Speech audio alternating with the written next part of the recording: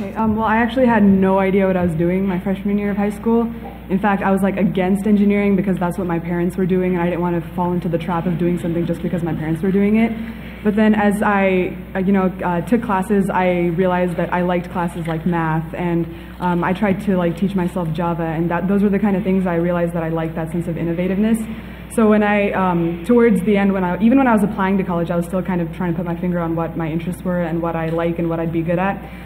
So I decided on like computer science and information systems, sort of that area, and I'm still not 100% sure of what I'm interested in or going to be most successful at, but I'm going to be an information systems major, and it seems like something I like right now. As she said, every single person that popped out of my family turned out to be an engineer, so I was pretty against that. And I knew I wanted to do something in terms of medicine, biology-wise, because that's what interested me. I didn't know what exactly I wanted to do, though, and it wasn't until I took AP Bio or I did a couple of experiences shadowing or internships that I really got to put my foot down and understand what I really wanted to do. I mean, even today, you still don't know what area of concentration I wanted to do in, but so far, at least you know the general gist and direction as to what you want to do. And that's what I would say. Follow your nose. Just look at the general gist and direction as to what you want to do.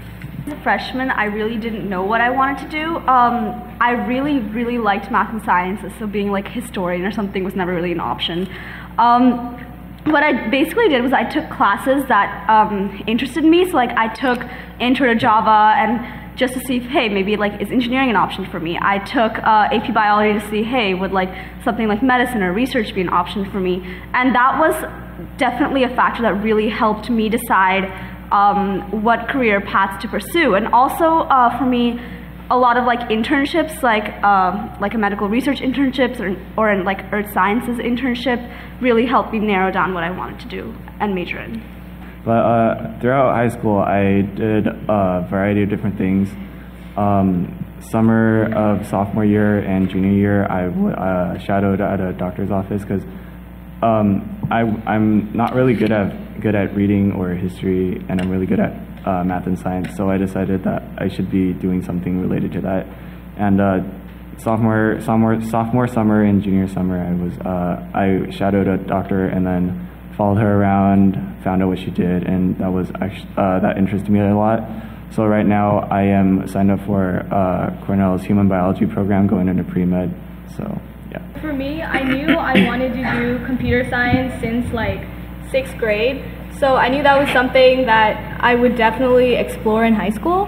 But then like for the engineering part, like there's so many clubs out there that I really like. So for example, robotics. So my advice would be just to like explore everything that your high school offers and like keep your ears open for like other things happening in the area, because you never know what you might like.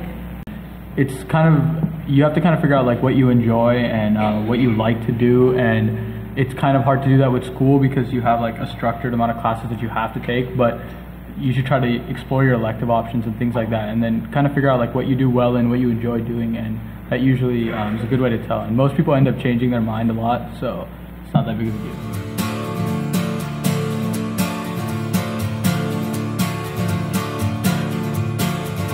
I found my passion, I'd say, when I was a sophomore in high school. I just signed up for this. I applied for this biomedical research academy at the University of Pennsylvania. When I read a lot about biomedical research and the researchers in the field in my simple biology textbook, I was pretty interested. So I was like, you know what, why don't we give it a shot? And the first time I walked into a laboratory, I remember it was just like the things that you see in the movies, you know, shells full of chemicals and, you know, people just pipetting stuff in and out. And I was just like, wow, this is the type of stuff, I want to be that doctor. And I thought that I would follow it, and I kept following it, and I found out that I was pretty good at it. And I realized that things that I guess you're kind of good at, you find a passion for, and that's the first time I found out. It was about a sophomore in high school when I walked into that laboratory. Around my junior year summer, I actually interned at a biochem lab, and I absolutely hated it.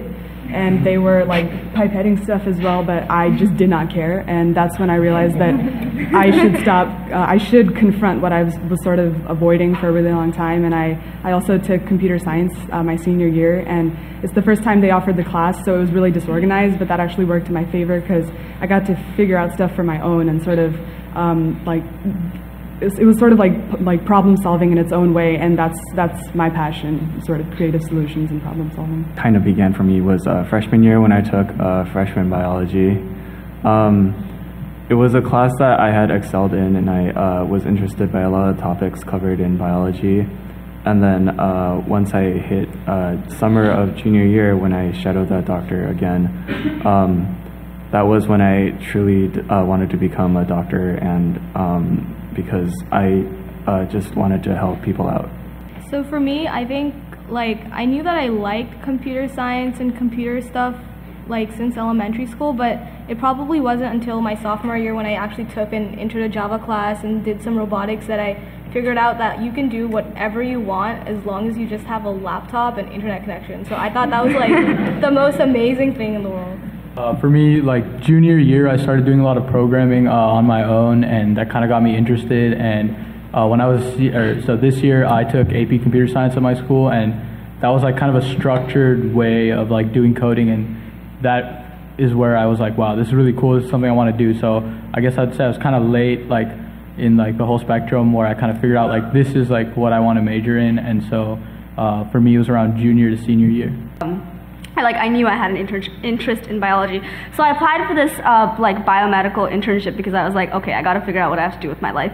And so I did SIMR, which is a summer medical internship, and it was really when my mentor was explaining to me one of her experiments, and it was just I was just blown away by how genius and simple it was to solve such an intricate problem, and what a genius and simple solution she used. And it was really, that's when I realized yeah, I want to do this kind of mix of both problem solving and helping others and biology yeah.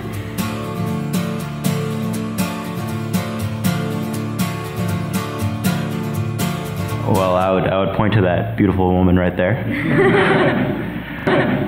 But other than that, I think the first thing that I did to search for college is look at my area of interest. And one thing that Archana always told me was the best advisor for you is yourself.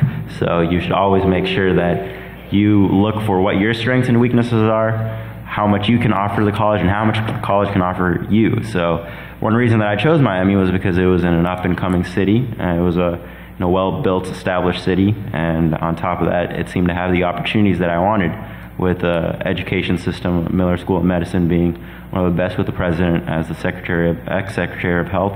And factoring all these into consideration, as you research more and more about the school, not only do you understand more about what it entails and what it can offer you, but also how much you're willing to put into the school and how much you can garner from that school.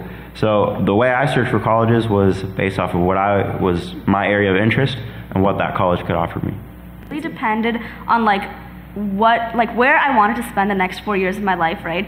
And so I applied to a lot of liberal arts schools like Pomona and Bernard because I wanted a well-rounded undergrad education. But then research was also really important to me, so I also applied to research schools like Berkeley and stuff like that. So for me, before I met Archana, I had close to zero idea what colleges are out there. I knew that I really wanted to get into Rice, but sadly I was waitlisted.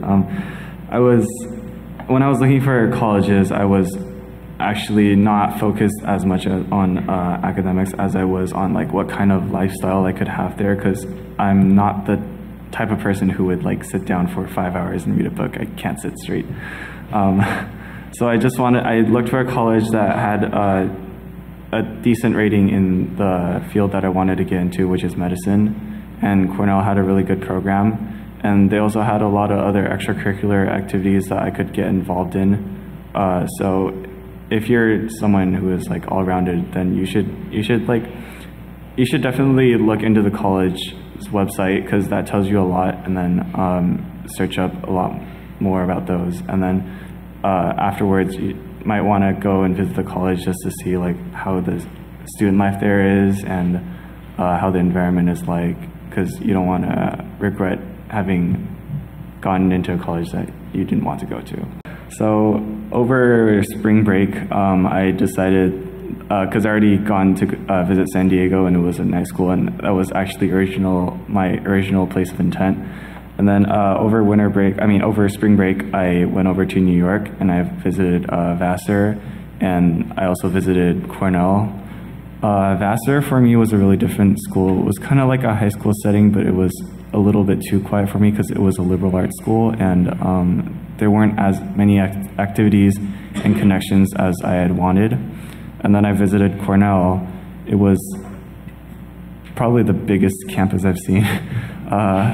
Students everywhere, but they were all friendly people, and the campus was really beautiful. Their academics seemed pretty solid, so in the end I decided to go with Cornell. So I really only knew about UCs before I entered the college application process, and I didn't really know about like private schools, or I knew little to nothing about schools that would be like a good fit for me or that really catered to my interests. And that's when Archana and Basanta were like extremely helpful. They really like got to know me, and they gave me a list of colleges that sort of things like colleges that appreciated music or gave importance to music, which was important to me because I give importance to music. And of course, within that list, I had some favorites, but I got a lot of help deciding which colleges I wanted. See what you're interested in, and then see the kind of colleges that are good for what you're interested in, and colleges that you think will be a good fit for you. And I think a major important factor of that is like visiting colleges.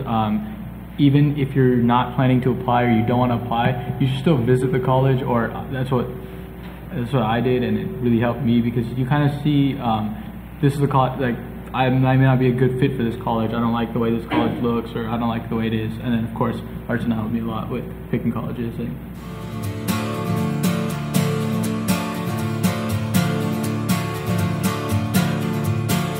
The most interesting part of writing the essays is you get to look at yourself. After I wrote the essays, I learned a lot more about myself than probably a college admissions officer learned about me. Because, they ask you the question, who are you? And you're sitting there with a pencil and a paper, and you're like, who am I actually? I don't know who I am. But after a while, you get to realize, the trepidations and the trials that you went through in life may be similar to what other people went through, but they're unique in their own sense. And you get to understand a lot more about yourself, about the place that you came from, the place that you're going to be, and the place that you want to be, and what you had to do to go through it. You get to see like things that you wanted to say but you never said before, and kind of just feelings and stuff that you want to express that you get to express in a format that the college admissions officers and other people are going to see. And it's kind of interesting to see like what you've been like kind of wanting to say, or some things you feel that you get to actually put on paper. It's pretty interesting.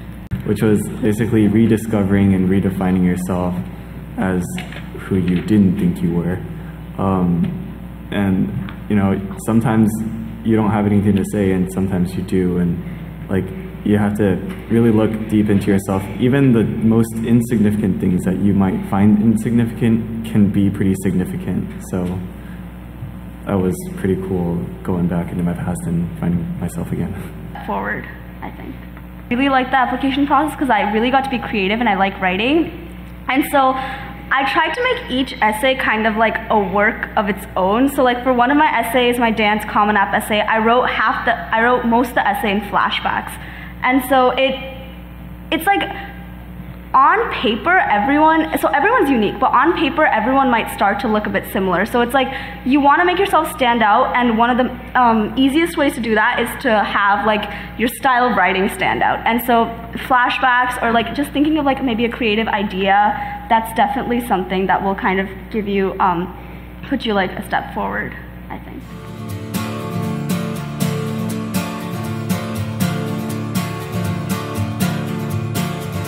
Guidance really helped me in terms of like what kind of content do you want in your essay. Like I went through so many drafts, and like now that I look through my drafts, I'm like, what was I writing here? Like it was definitely a really good starting point as to like how do you want to portray yourself to colleges, and which is definitely really important because essays are a huge part of your application. What really definitely helped is like what each college is kind of looking for. I mean, like the expertise that they have in terms of like what kinds of different colleges there are out there, and like what they want in an applicant, and what they want you to emphasize. That was especially really important. Membership helped a lot with my essays because If you know me, I'm someone with like close to zero creativity in my writing.